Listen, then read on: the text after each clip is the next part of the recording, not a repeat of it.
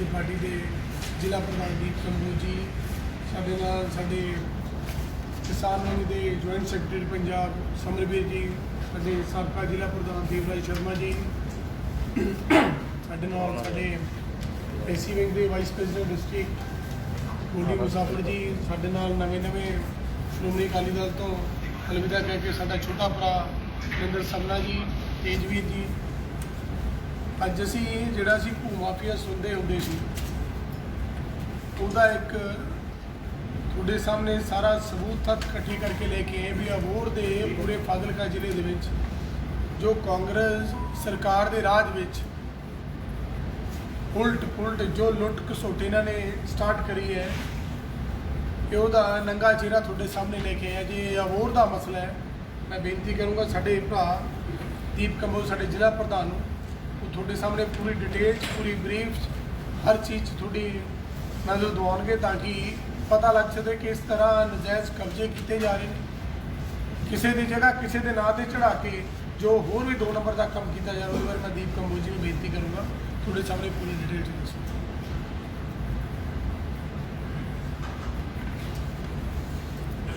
धन्यवाद गोल्डी जी। सब तो पहला सारे सत्कारयोग साथियों इत्थे पहुँचण ते जी आया धन्यवाद। मेरे नाल साडे साथी लीडरशिप भी मौजूद है। गोल्डी जी ने जिवें दस्सिया कि अज जिहड़ा असीं मामला तुहाडे सामने डिस्कलोज करन जा रहे हैं, बड़ा वड्डा इशू है, भू माफिया का मुद्दा है। अज फाजिलका दीयां बहुत सारियां अखबारां दे विच एक खबर लगी हुई सी फ्रंट के उपर, तुसीं भी सारे साथियों ने नोट करी होनी है कि जिहड़ा नगर निगम ने 120 फुट की सरकारी गली का कब्जा हटाया।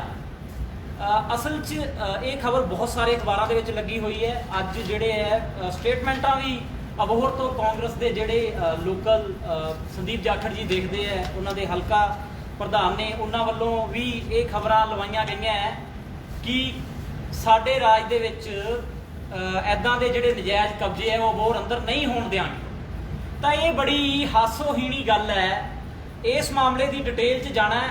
मैं थोनों ये दसना चाहांगा कि असल च ये मामला है की, क्योंकि सिर्फ इन्नी की गल कर दी गई है कि असी उत्थों पहला कब्जा करवाउण की कोशिश पूरी की गई, इट्टां सटाइयां गईयां, कंध करवा भी दी गई, स्टे ऑर्डर के बावजूद सारा कुछ करवाया गया। पर जदों मामला आम आदमी पार्टी वालों असली पिछले 2-3 दिनों तो जदों संज्ञान च लिया तो उस तो बाद बैकफुट से आउंदे होए उन्होंने अपना पक्ष दसना शुरू करता कि असी तां ऐदां दा कुछ होण ही नहीं देंगे। तो ये मामला असल दे विच शुरू कित्थों हुंदा है? तो 3-4 चीज़ां इहदे विच है, 3-4 पॉइंट है। सब तो पहला पुलिस प्रशासन ते बहुत वड्डे सवाल खड़े होंदे हैं, मैं एक एक करके डिटेल च भी दसांगा। दूसरा नंबर साडे मानयोग तहसीलदार साहब SDM साहब अबोहर सरदार जसपाल सिंह बराड़ जी, उन्होंने बहुत वड्डे सवाल खड़े होंदे हैं। तीसरा नंबर पंजाब सरकार ते बहुत वड्डे सवाल खड़े होंदे हैं। ते चौथा नंबर कांग्रेस दे पंजाब प्रधान सुनील कुमार जाखड़ जी, उन्होंने ते उन्हां दी जिहड़ी अबोहर हल्के दी लीडरशिप है उन्हां ते भी जिहड़े है वो सवाल खड़े होंदे है। वो किवें होंदे है? सब तो पहला आपां गल करते हैं इस पूरे मामले की। एक गली का मसला है, 120 फुट गली है जी, जिहदी मार्केट वैल्यू 5 तो 6 करोड़ रुपए है जी। उस गली का मामला असल च तो मैं मीडिया वाले साथियों ये दिखाना चाहना, ये नक्शा है, मैप है, इनू दोनों पासे तो असी हाईलाइट कराया होया है। ये जिहड़ी जगह है सुभाष नगर की जगह है जी, तो ये नाल इधर जिहड़ा हाईलाइट कराया होया है, ये नामदेव चौक वाली जगह है अबोहर दी, जिथे सदर थाना है। सदर थाने के बैक साइड जिहड़ी गली है उहदी जगह है। तो ये मामला बड़ा सिर्फ कल परसों का अखबारां च आई जाता, पर यह मामला बहुत लंबे समय तो जिहड़ा है यदि प्लैनिंग की जा रही थी कि उस सरकारी गली के उत्ते कब्जा किवें करना है। तो सब तो पहला मैं थोड़े ध्यान च लियावांगा, ये थोड़े आंकड़े है थोनों नोट करने पैणगे। ये जिहड़ा रकबा है नामदेव चौक वाला, ये जैन नगरी का एरिया है जी, ये जैन नगरी का एरिया है। जिहड़ा इस जैन नगरी वाले एरिए का नंबर है जी 1905, रकबा नंबर 1905 है जी जैन नगरी वाले का।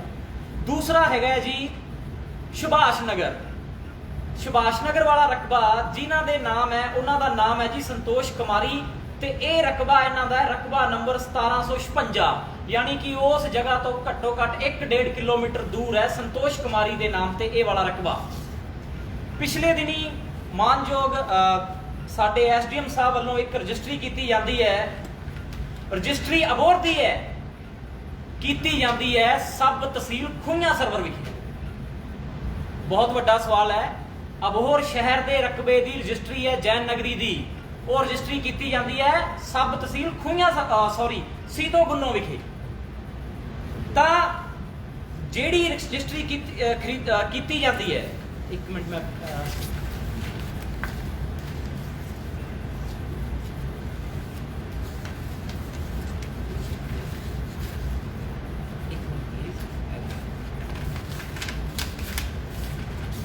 ਤਾਂ ਇਹ ਰਜਿਸਟਰੀ ਦੀ ਕਾਪੀ ਹੈ ਜੀ, ਤੁਹਾਡੇ ਸਾਹਮਣੇ ਰੱਖਣੀ ਚਾਹੁੰਦਾ ਹਾਂ। ਇਹ ਰਜਿਸਟਰੀ ਦੀ ਕਾਪੀ ਹੈ, ਇਹਦੇ ਵਿੱਚ ਸਾਫ਼-ਸਾਫ਼ ਲਿਖਿਆ ਹੋਇਆ ਹੈ ਕਿ ਵੇਚਣ ਵਾਲੇ ਦਾ ਨਾਮ, ਤਾਂ ਇਹਨਾਂ ਨੇ ਇੱਥੇ ਮੈਂਸ਼ਨ ਕੀਤਾ ਹੈ ਕਿ ਜਾਇਦਾਦ ਵੇਚਣ ਵਾਲੇ ਦਾ ਨਾਮ ਸੰਤੋਸ਼ ਵਿਧਵਾ ਸ੍ਰੀ ਚਰਨਦਾਸ ਪੁੱਤਰ ਸ੍ਰੀ ਗਿਆਨਚੰਦ ਵਾਸੀ ਗਲੀ ਨੰਬਰ 13 ਸਰਕੂਲਰ ਰੋਡ ਅਬੋਹਰ, ਇਹ ਵੇਚਣ ਵਾਲੇ ਹੈ ਜੀ। ਤੇ ਖਰੀਦਣ ਵਾਲੇ ਹੈ ਗੁਰਦੀਪ ਕੌਰ ਪਤਨੀ ਬਲਵੀਰ ਸਿੰਘ, ਇਹ ਖਰੀਦਣ ਵਾਲੇ ਹੈ ਜੀ। ਪਰ ਰੌਲਾ ਕਿੱਥੇ ਹੈ? ਜਿਹੜੀ ਸੰਤੋਸ਼ ਕੁਮਾਰੀ ਹੈ ਇਹਦੀ ਜਿਹੜੀ ਜ਼ਮੀਨ ਹੈ ਉਹ ਸੁਭਾਸ਼ ਨਗਰ 'ਚ ਹੈ, ਪਰ ਜਿਹੜੀ ਤਹਿਸੀਲਦਾਰ ਸਾਹਿਬ ਵੱਲੋਂ ਰਜਿਸਟਰੀ ਕੀਤੀ ਗਈ ਹੈ ਆ ਇਹਨੂੰ ਵਸੀਕਾ ਕਹਿੰਦੇ ਆ ਸ਼ਾਇਦ, ਇਹਦੇ ਉੱਪਰ ਪੂਰੀ ਡਿਟੇਲ ਹੈ ਕਿ ਜਿਹੜੀ ਸੰਤੋਸ਼ ਰਾਣੀ ਵਿਧਵਾ ਨੇ ਜ਼ਮੀਨ ਵੇਚੀ ਹੈ ਉਹਦੀ ਜ਼ਮੀਨ ਅਸਲ 'ਚ ਤਾਂ ਉਹ ਵਾਲੀ ਹੈਗੀ ਹੈ ਸੁਭਾਸ਼ ਨਗਰ 'ਚ, ਪਰ ਜਿਹੜੀ ਇਹਨਾਂ ਨੇ ਰਜਿਸਟਰੀ ਦੇ ਵਿੱਚ ਮੈਂਸ਼ਨ ਕੀਤੀ ਹੈ ਉਹ ਜੈਨ ਨਗਰੀ ਦੇ ਵਿੱਚ ਕੀਤੀ। ਬਹੁਤ ਵੱਡਾ ਸਵਾਲ ਹੈ ਇੱਕ ਅਧਿਕਾਰੀਆਂ ਦੇ ਉੱਪਰ। ਇਹਦੇ ਵਿੱਚ ਵੀ ਮੈਂਸ਼ਨ ਕੀਤਾ ਹੋਇਆ ਹੈ ਕਿ ਪਰਚੇਸਡ ਬਾਏ ਬਲਵੀਰ ਕੌਰ, ਇਹਦੇ ਵਿੱਚ ਇਹ 29 ਜੁਲਾਈ 2019 ਨੂੰ ਇਹ ਰਜਿਸਟਰੀ ਕੀਤੀ ਗਈ ਹੈ ਜੀ, 29 ਜੁਲਾਈ 2019 ਨੂੰ। ਤਾਂ ਇਹਦੇ ਵਿੱਚ ਸਾਫ਼-ਸਾਫ਼ ਇਹਨਾਂ ਨੇ ਲਿਖਿਆ ਹੈ ਕਿ ਉਹ ਜਿਹੜੀ ਰਜਿਸਟਰੀ ਹੈ ਜੈਨ ਨਗਰੀ ਦਾ ਰਕਬਾ ਜਿਹੜਾ ਹੈ ਸੰਤੋਸ਼ ਕੁਮਾਰੀ ਨੇ ਵੇਚਿਆ ਹੈ, ਜਿਹਦਾ ਮੈਂ ਤੁਹਾਨੂੰ ਡਿਟੇਲ ਦੇ ਵਿੱਚ ਦੱਸ ਦਿੰਦਾ, ਉਹਦੇ ਨੰਬਰ ਵੀ ਜਿਹੜੇ ਹੈ। ਤਾਂ ਸੰਤੋਸ਼ ਕੁਮਾਰੀ ਦਾ ਨਾਮ ਜੈਨ ਨਗਰੀ ਦੇ ਵਿੱਚ ਪਹਿਲੀ ਗੱਲ ਤਾਂ ਕੋਈ ਜ਼ਮੀਨ ਨਹੀਂ ਹੈ। ਜਿਹੜੀ ਜ਼ਮੀਨ ਰਕਬਾ ਨੰਬਰ 1905 ਹੈ ਉਹਦੇ ਵਿੱਚ 12 ਹਿੱਸੇਦਾਰ ਹੈ ਜੀ। 1905 ਰਕਬਾ ਨੰਬਰ ਜਿਹੜੀ ਜੈਨ ਨਗਰੀ ਦੀ ਜ਼ਮੀਨ ਹੈ, ਉਹ 5 ਮਾਲਕਾਂ ਨੇ ਆਪਣੀ ਜਿਹੜੀ ਜ਼ਮੀਨ ਹੈ ਉਹ ਕਿਸੇ ਨੂੰ ਨਹੀਂ ਵੇਚੀ।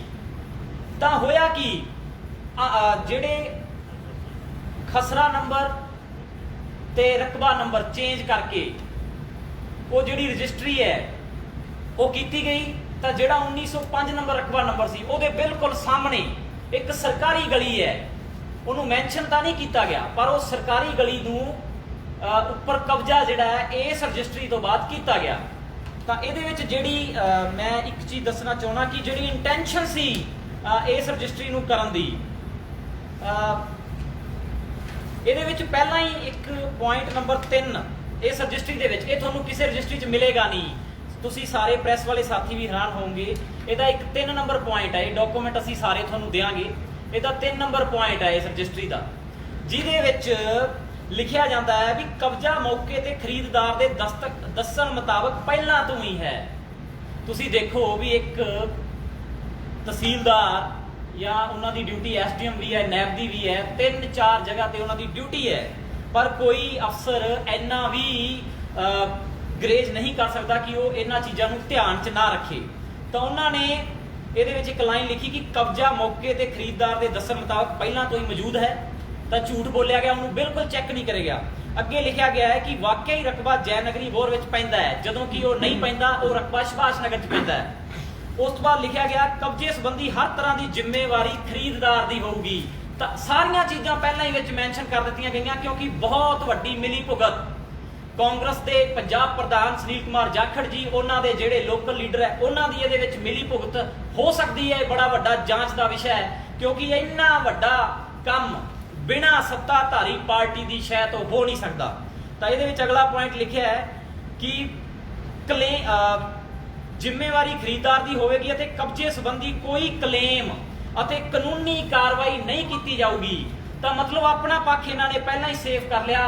ਹੁਣ ਇਹ ਮਸਲਾ ਬਹੁਤ ਵੱਡਾ ਹੈ, ਪਰ ਇਹਨਾਂ ਨੇ ਇਹਦੇ ਵਿੱਚ ਇੱਕ ਲਾਈਨ ਮੈਂਸ਼ਨ ਕਰਤੀ ਕਿ ਕੋਈ ਵੀ ਮਾਮਲਾ ਖੜਾ ਹੁੰਦਾ ਹੈ ਤਾਂ ਕਿਸੇ ਉੱਪਰ ਕੋਈ ਕਾਰਵਾਈ ਨਹੀਂ ਕੀਤੀ ਜਾਊਗੀ। ਤਾਂ ਇਹਦਾ ਮਤਲਬ ਇਹਨਾਂ ਦੀ ਇੰਟੈਂਸ਼ਨ ਪਹਿਲਾਂ ਹੀ ਸੀ ਕਿ ਅਸੀਂ ਗਲਤ ਕੰਮ ਕਰਾਂਗੇ, ਸਰਕਾਰੀ ਗਲੀ ਦਾ ਅਸੀਂ ਕਬਜ਼ਾ ਕਰਾਂਗੇ, ਪਰ ਜਿਵੇਂ ਹੀ ਉਹ ਮਾਮਲਾ ਜੇ ਕਿਤੇ ਹਾਈਲਾਈਟ ਹੁੰਦਾ ਹੈ, ਅਸੀਂ ਸਵਾਲਾਂ ਦੇ ਘੇਰੇ 'ਚ ਆਉਣੇ ਆ ਤਾਂ ਸਾਡੇ ਤੇ ਗੱਲ ਨਾ ਆਵੇ, ਤਾਂ ਉਹ ਬਚਣ ਵਾਸਤੇ ਇਹਨਾਂ ਨੇ ਪਹਿਲਾਂ ਤੋਂ ਹੀ ਪਲਾਨ ਬਣਾ ਕੇ ਜਿਹੜਾ ਹੈ ਉਸ ਗਲੀ ਦੇ ਉੱਪਰ ਕਬਜ਼ਾ ਕਰਨ ਦੀ ਕੋਸ਼ਿਸ਼ ਕੀਤੀ। ਤਾਂ ਇਹ ਸਾਰਾ ਮਾਮਲਾ ਸੀ ਰਜਿਸਟਰੀ ਦਾ ਜਿਹੜਾ ਮੈਂ ਤੁਹਾਡੇ ਸਾਹਮਣੇ ਰੱਖਿਆ ਹੈ। ਇਹਦੇ ਵਿੱਚ ਹੁਣ ਹੋਰ ਬੜੇ ਇੰਪੋਰਟੈਂਟ ਚੀਜ਼ਾਂ ਹੈ ਜਿਨ੍ਹਾਂ ਤੋਂ ਬਿਲਕੁਲ ਕਲੀਅਰ ਹੋ ਜਾਏਗਾ ਹੁਣ ਪੁਲਿਸ ਪ੍ਰਸ਼ਾਸਨ ਤੇ ਸਵਾਲ ਕਿੱਥੋਂ ਖੜੇ ਹੁੰਦੇ ਆ। ਪੁਲਿਸ ਪ੍ਰਸ਼ਾਸਨ ਤੇ ਜਿਹੜੇ ਸਵਾਲ ਹੈ ਇਸ ਮਾਮਲੇ ਦੇ ਵਿੱਚ ਮਾਨਯੋਗ ਕੋਰਟ ਦੇ ਵਿੱਚ ਅਬੋਹਰ ਸ਼੍ਰੀ ਹਰਪ੍ਰੀਤ ਸਿੰਘ ਜੀ ਦੀ ਅਦਾਲਤ ਦੇ ਵਿੱਚ ਸਟੇ ਆਰਡਰ ਹੋ ਜਾਂਦਾ ਹੈ 18 ਮਾਰਚ 2021 ਨੂੰ। ਸਰੋਜ ਰਾਣੀ ਤੇ ਮਨਦੀਪ ਕੌਰ ਜਿਹੜੀ ਰਜਿਸਟਰੀ ਕੀਤੀ ਗਈ ਜੈਨ ਨਗਰੀ ਵਾਲੀ ਸੰਤੋਸ਼ ਰਾਣੀ ਦੀ ਦੱਸ ਕੇ ਗੁਰਦੀਪ ਕੌਰ ਨੂੰ, ਤਾਂ ਉਸ ਰਜਿਸਟਰੀ ਦੀ ਅਸਲ 'ਚ ਜਿਹੜੇ ਮਾਲਕ ਸੀ 1905 ਨੰਬਰ ਵਾਲੇ, ਰਕਬਾ ਨੰਬਰ 1905 ਦੇ, ਉੱਥੇ 12 ਮਾਲਕ ਹੈ ਜੀ, 12 ਜਣਿਆਂ ਦੀ ਮਾਲਕੀ ਹੈ। ਤਾਂ ਉਹਦੇ ਵਿੱਚ 2 ਪਰਸਨ ਸਰੋਜ ਰਾਣੀ ਤੇ ਮਨਦੀਪ ਕੌਰ ਜੀ, ਉਹਨਾਂ ਵੱਲੋਂ ਇੱਕ ਰਿਟ ਫਾਈਲ ਕੀਤੀ ਜਾਂਦੀ ਹੈ ਤੇ ਕੋਰਟ ਦੇ ਵਿੱਚੋਂ ਜਿਹੜਾ ਹੈ 18 ਮਾਰਚ 2021 ਨੂੰ ਸਟੇ ਆਰਡਰ ਹੋ ਜਾਂਦਾ ਹੈ। 18 ਮਾਰਚ 2021 ਨੂੰ ਸਟੇ ਆਰਡਰ ਹੋ ਜਾਂਦਾ ਹੈ। 17/3/2021 ਨੂੰ ਜਿਹੜੇ ਲੋਕ ਕਬਜ਼ਾ ਕਰਨਾ ਚਾਹੁੰਦੇ ਸੀ ਉਹਨਾਂ ਵੱਲੋਂ ਉੱਥੇ ਇੱਟਾਂ ਪਹਿਲਾਂ ਤੋਂ ਸਟਾ ਦਿੱਤੀਆਂ ਜਾਂਦੀਆਂ, ਪਰ 18 ਨੂੰ ਸਟੇ ਹੋ ਜਾਂਦਾ ਹੈ। ਥਾਣਾ ਸਿਟੀ 1 ਨੂੰ 17/4 ਨੂੰ ਥਾਣਾ ਸਿਟੀ ਨੂੰ, ਨਗਰ ਨਿਗਮ ਨੂੰ, ਕਮਿਸ਼ਨਰ ਸਾਹਿਬ ਨੂੰ ਤੇ ਡੀਐਸਪੀ ਸਾਹਿਬ ਨੂੰ, ਸਾਰਿਆਂ ਨੂੰ ਇਹ ਮਾਮਲਾ ਕੋਰਟ ਦੇ ਜਿਹੜੇ ਆਰਡਰ ਹੈ ਉਹ 17 ਤਰੀਕ ਤੱਕ ਦੇ ਦਿੱਤੇ ਜਾਂਦੇ ਆ ਕਿ ਜਿਹੜਾ ਹੈ ਇਸ ਮਸਲੇ ਵਾਸਤੇ ਸਟੇ ਆਰਡਰ ਹੋ ਗਿਆ, ਇੱਥੇ ਕਬਜ਼ਾ ਨਹੀਂ ਹੋਊਗਾ। ਪਰ ਹੁਣ ਤੁਸੀਂ ਦੇਖੋ ਕਿੱਡੇ ਵੱਡੇ ਵੱਡੇ ਸਵਾਲ ਇਹਨਾਂ ਲੀਡਰਾਂ ਤੇ ਉੱਠਦੇ ਆ ਕਿ ਬਿਨਾਂ ਕਾਂਗਰਸ ਪਾਰਟੀ ਦੇ ਨੁਮਾਇੰਦਿਆਂ ਦੀ ਸ਼ਹਿ ਤੋਂ ਪੁਲਿਸ ਥਾਣੇ ਦੇ ਬਾਹਰ ਕੋਈ ਵੀ ਕਬਜ਼ਾ ਜਿਹੜਾ ਹੈ ਉਹ ਨਹੀਂ ਕੀਤਾ ਜਾ ਸਕਦਾ ਸੀ, ਕਿਉਂਕਿ ਉਹ ਥਾਣੇ ਨੂੰ ਲੱਗਣ ਵਾਲੀ ਮੇਨ ਗਲੀ ਸੀ। ਜੇ ਐਸਐਚਓ ਤੇ ਪ੍ਰੈਸ਼ਰ ਨਾ ਹੁੰਦਾ ਤਾਂ ਐਸਐਚਓ ਸਾਹਿਬ ਨੂੰ ਕੋਰਟ ਦਾ ਆਰਡਰ ਸੀ, ਸਟੇ ਆਰਡਰ ਸੀ ਵੀ ਉਹ ਗਲੀ ਤੇ ਕਬਜ਼ਾ ਨਹੀਂ ਕਰਨ ਦੇਣਾ, ਪਰ ਉਹਦੇ ਬਾਵਜੂਦ ਵੀ ਜਿਹੜਾ ਕਬਜ਼ਾ ਕੀਤਾ ਜਾਂਦਾ ਹੈ ਤਾਂ ਸਵਾਲ ਸਿੱਧੇ ਸੱਤਾਧਾਰ ਪਾਰਟੀ ਵੱਲ ਉੱਠਦੇ ਹੈ ਕਿ ਕਬਜ਼ਾ ਇਹਨਾਂ ਨੇ ਆਪ ਕਰਵਾਇਆ, ਇਹਨਾਂ ਦੀ ਸ਼ਹਿ ਤੇ ਹੋਇਆ। ਇਹਨਾਂ ਨੇ ਐਸਐਚਓ ਸਾਹਿਬ ਨੂੰ, ਡੀਐਸਪੀ ਸਾਹਿਬ ਨੂੰ ਰੋਕਿਆ ਸੀ ਕਿ ਤੁਸੀਂ ਉੱਥੇ ਜਾਣਾ ਹੀ ਨਹੀਂ, ਜੋ ਹੁੰਦਾ ਹੋਣ ਦਿਓ। ਤਾਂ 25/4/2021 ਨੂੰ ਇਹ ਸਾਰਾ ਕੁਝ ਹੋਣ ਤੋਂ ਬਾਅਦ ਜਿਹੜੀ ਨਜਾਇਜ਼ ਉਸਾਰੀ ਹੈ ਉੱਥੇ ਸ਼ੁਰੂ ਹੋ ਜਾਂਦੀ ਹੈ, ਉੱਥੇ ਕੰਧ ਕਰਵਾ ਦਿੱਤੀ ਜਾਂਦੀ ਹੈ 25/4 ਨੂੰ। 18 ਨੂੰ ਸਟੇ ਹੋਇਆ, ਇੱਟਾਂ ਪਹਿਲਾਂ ਸੁੱਟੀਆਂ ਹੋਈਆਂ ਸੀ।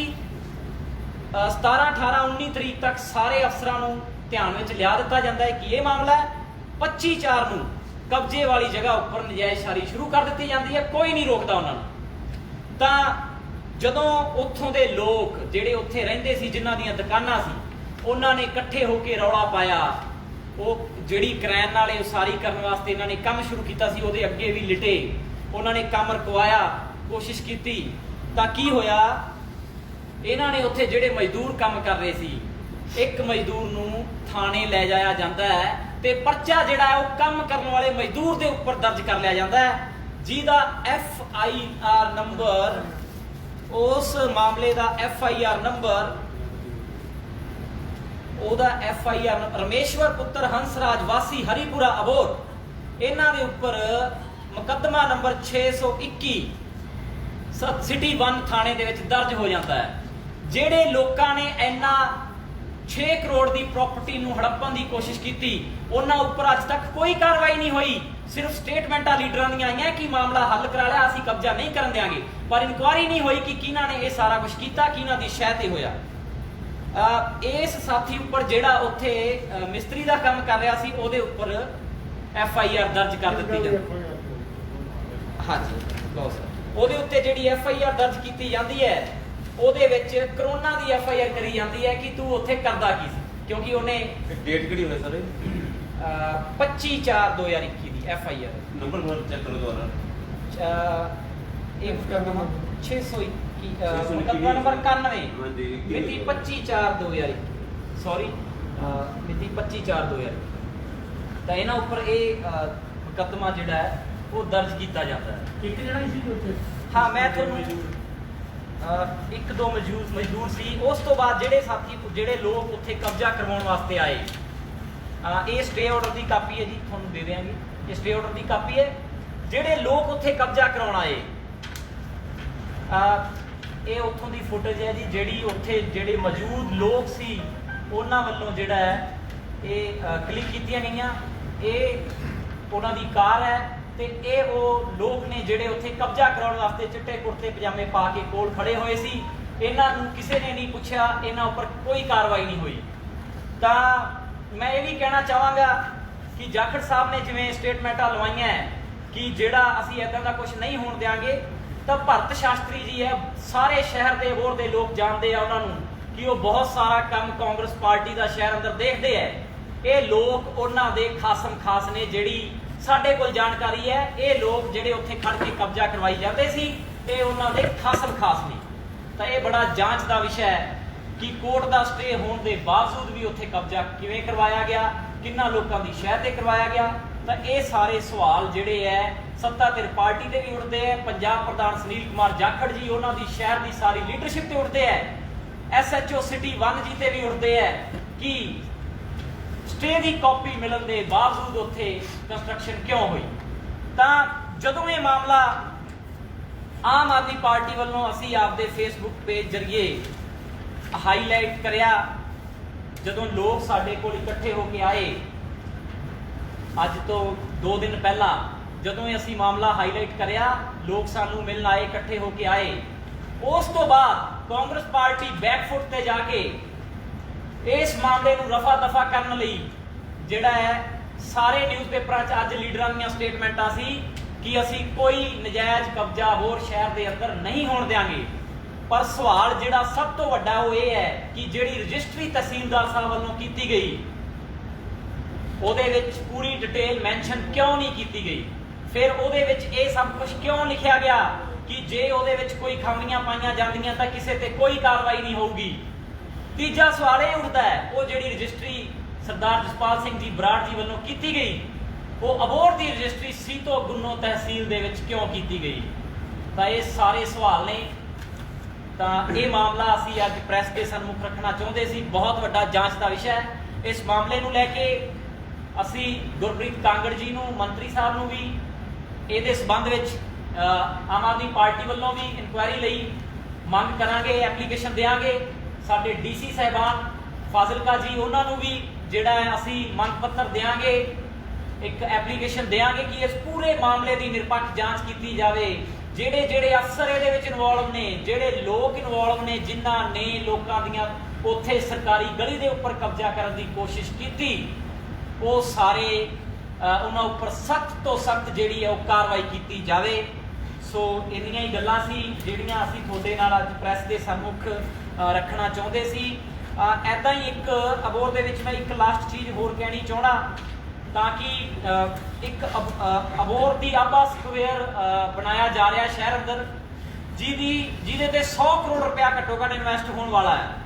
ਜਿੱਦਾਂ ਦਾ ਇਹ ਮਾਮਲਾ ਹੈ, ਸਾਨੂੰ ਲੱਗਦਾ ਹੈ ਕਿ ਉਸ 100 ਕਰੋੜ ਦਾ ਜਿਹੜਾ ਕੰਮ ਚੱਲ ਰਿਹਾ ਉਹਦੇ ਵਿੱਚ ਵੀ ਬਹੁਤ ਵੱਡੇ ਲੈਵਲ ਤੇ ਇਦਾਂ ਦਾ ਸਭ ਕੁਝ ਹੋ ਰਿਹਾ ਹੈ। ਪਰ ਅਸੀਂ ਕਾਂਗਰਸ ਪਾਰਟੀ ਨੂੰ ਸੁਚੇਤ ਕਰਨਾ ਚਾਹੁੰਦੇ ਹਾਂ ਕਿ ਜੇ ਤੁਸੀਂ ਇਦਾਂ ਦਾ ਕੁਝ ਕਰੋਗੇ ਤਾਂ ਆਮ ਆਦਮੀ ਪਾਰਟੀ ਬਿਲਕੁਲ ਪਿੱਛੇ ਨਹੀਂ ਹਟੇਗੀ। ਅਸੀਂ ਪੰਜਾਬ ਲੈਵਲ ਤੇ ਇਹ ਸਾਰਾ ਮੁੱਦਾ ਵੱਡੇ ਲੈਵਲ ਤੇ ਉਠਾਵਾਂਗੇ। ਸੋ ਤੁਹਾਨੂੰ ਥੋੜੀ ਜਾਣਕਾਰੀ ਸੀ ਲੈਣਾ ਚਾਹਾਂਗਾ ਤੁਹਾਡੇ ਕੋਲੋਂ, ਇਸ ਮਾਮਲੇ ਮੁੱਖ ਮੁੱਦਈ ਕੌਣ ਨੇ?